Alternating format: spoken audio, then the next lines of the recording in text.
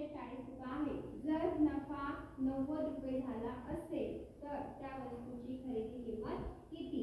एका वस्तूची विक्री किंमत 540 रुपये आहे.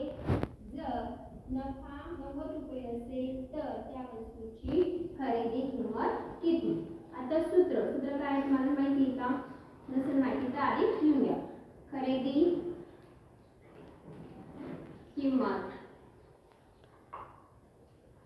बरोबर विक्री किंमत वजा नफा. विक्री किंमत किती आहे?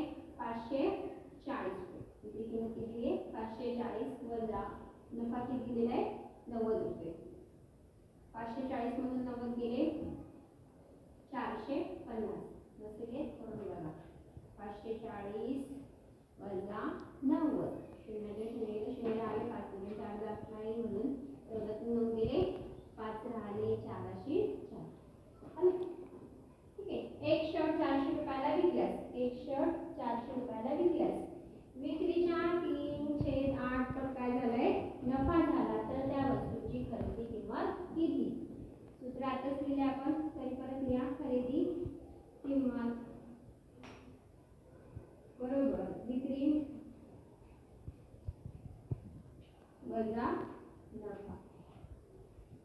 एक शर्ट 400 रुपयाला विकल्यास विक्रीच्या 3/8 पट नफा झाला तर त्या वस्तूची किंमत किती?